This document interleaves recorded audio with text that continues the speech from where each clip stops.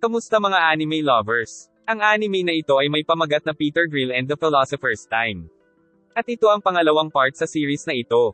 Bago magsimula ay mag-like and subscribe ka muna Lodi para muamwa chup chup. Hanggang ngayon ay hindi pa rin matanggap ng tatay ni Lubelia ang engagement nito kay Peter, at may paiyak-iyak effect pa. Ipinatawag si Peter sa guild headquarters dahil gusto ng guildmaster na tanggapin nila ang request ng Orcland na makipag-date daw si Peter sa isang orc. Ayaw pumayag ng ating bida dahil sa engage na daw sila ng anak nito na si Lubelia. Dumating si Lubelia dahil sa nabalitaan. Pero depensa ng tatay nito na para daw ito sa ikabubuti ng lahat dahil sa mga benepisyo na matatanggap ng kanilang guild kung papayag sila sa alok ng mga orc. Ipinagtanggol si Peter ng kasintahan na kailanman ay hindi siya nito pagtataksilan, kaya naalala ni Peter ang mga babaeng pinilit siyang machuchu. Dumating si Master Babe na orc sa kanilang guild house at natutuwa ito dahil gustong tanggapin ng guildmaster ang request nila na pakikipag-date daw ni Peter sa isang orc. Dagdag pa nito na magiging sanhi daw ito ng magandang relasyon ng magkabilang guild. Ipinatawag na ni Master Babe ang babaeng orc, kaya na-imagine ni Peter ang itsura nito.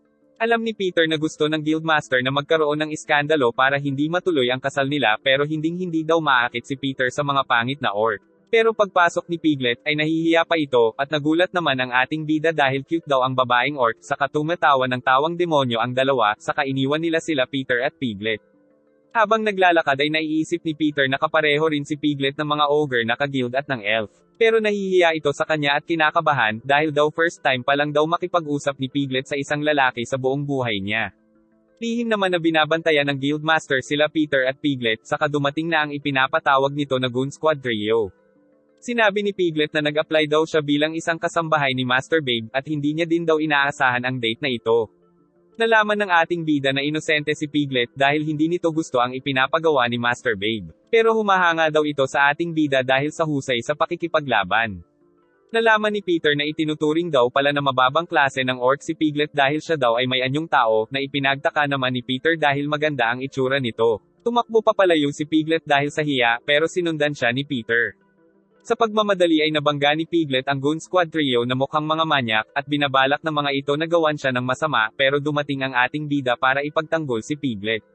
Sumugod ang manyak na trio pero pinagbabatukan lang sila ni Peter, sabay tumakbo na ang dalawa. Nahihiya si Piglet dahil daw sa pangit siyang orc, pero nilinaw ni Peter na sa paningin ng mga tao ay maganda siya, kaya nahiya ng todo ang cute na orc. Pagkatapos nilang tumakbo ay nag-aya na mamasyal sa bayan si Piglet, at pumayag naman si Peter. Naging masaya sa pamamasyal ang dalawa, at sabay nilang pinagmasdan ang paglubog ng araw. Kinagabihan ay kinumusta ni Master Babe ang date ng dalawa, at nagsalita si Peter na hindi daw nila dapat ginagawa ito alang-alang sa politika, kaya nainis ang dalawa. Dagdag pa ni Peter na pinilit lang daw si Piglet ni Master Babe kaya hindi na daw gugustuhin ng dalaga na matuloy pa ang date nila. Aalis na sana si Peter pero pinigilan siya ng guildmaster, saka sinabi ni Master Babe na baka kulang pa daw ang oras na nila para sa isa't isa, at saka iniwan na naman sila Peter at Piglet sa isang silid ng magkasama buong magdamag. Ginamitan pala ng pampalasing ni Master Babe at guildmaster ang inumin ni Piglet para mag-init ang katawan nito, at saka kapag nagtaksil si Peter ay mapapawalang bisa na daw ng guildmaster ang engagement ng ating bida sa anak niya. Sinasabihan ni Peter si Piglet na wag daw magpadalos-dalos sa mga desisyon pero buo na daw ang kanyang loob, saka sinakiyan ng ating bida. Pinapaliwanag pa ng ating bida na trap lang daw ito ng magkabilang panig, kaya naiyak na lang si Piglet dahil inisip nitong pangit ang sarili.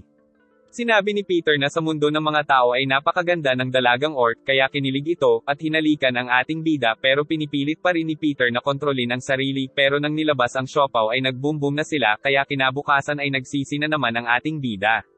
Naisip ni Peter kung ano ang gagawin sa kanya ng guildmaster kapag nalaman nito na nahulog siya sa patibong, kaya kinabahan siya ng todo. At ang naisip ni Peter na paraan ay kumbinsihin si Piglet na wag itong ipaalam kay Master Babe, pero hindi sigurado ang ating bida kung susundin ba siya ng dalagang orc. Dumating na nga ang oras ng interview ng dalawa sa kung anong nangyari kagabi, kaya nanginginig sa takot si Peter, pero nakaligtas ang ating bida dahil hindi sinabi ni Piglet ang katotohanan na ikinagulat ng guildmaster at ni Master Babe. Naiyak si Peter sa tuwa pero sinabi ni Piglet na gusto daw nito na maging kasapi ng guild nila Peter para daw matupad nito ang kanyang misyon, at ikinatuwa ito ng dalawa. Paglabas ay nalaman ni Peter ang plano ni Piglet na paghihiganti sa mga orc na nang-api sa kanya, sa pamamagitan ng pagkakaroon ng malalakas na anak sa ating bida, at pagsugod sa bayan ng mga orc, na labis na ikinabahala ni Peter. Kinagabihan ay ipinagluto ni Piglet ng masasarap na pagkain si Peter, at bigla namang dumating ang magkapatid na orc at ang elf, at nagkainitan ang mga ito kaya inawat sila ni Peter. Binanata ng magkapatid si Vegan kaya tinulungan ito ni Peter na makatayo, at saka sinabi ng elf na pinilit daw nila si Peter na gumawa ng bagay na hindi nito gustong gawin pero tinamaan din siya sa sinabi.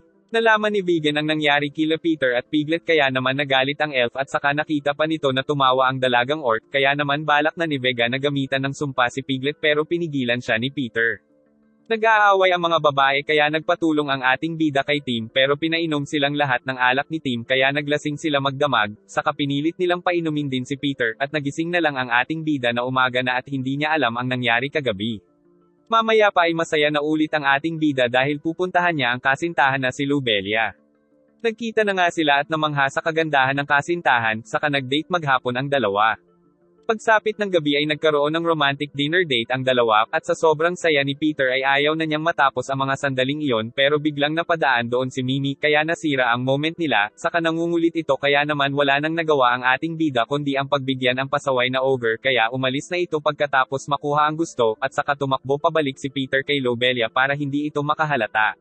Pero pagbalik niya ay nandoon na ang elf katabi ng kasintahan at kinukulit din siya nito. Kinausap niya na rin ng sarilinan ang babaeng elf para umalis na ito at magkaroon pa siya ng maraming oras para kay Lobelia. Pagbalik na naman ng ating bida ay nandoon naman si Lisa na nangungulit din. Habang wala si Peter ay inaalala ni Lobelia ang mga karanasan nila ni Peter na magkasama. Umuwi na ang dalawa at makikitang tuyot na si Peter pero nasiyahan naman daw sa date nila si Lobelia. Sinabi nito na kung minsan ay gusto daw niyang makasama si Peter para mag-relax nang sila lang dalawa, at saka umuwi na ang kasintahan dahil baka hinahanap na daw ito ng kanyang ama. Pag-uwi sa bahay niya ay pinuntahan siya ng mga kababaihan at kinukulit na naman siya ng mga ito kaya hindi na makayanin ni Peter ang mga pangyayari sa buhay niya kaya siya nagpakalayo-layo. Habang umiiyak siya ay nakita siya ng isang lalaking ogre kaya binigyan siya ng panyo pang saplot at saka dinamayan siya nito sa kanyang mga pighati. At dito na nga nagtatapos ang pangalawang part sa series na ito mga lodi, at kung nabitin ka ay pakiabangan ang susunod na part. Sana ay nagustuhan nyo at mag-like and subscribe na rin kayo. Pakicheck na rin po ng ating mga playlist sa ating channel. Yun lang po, muamwa chup chup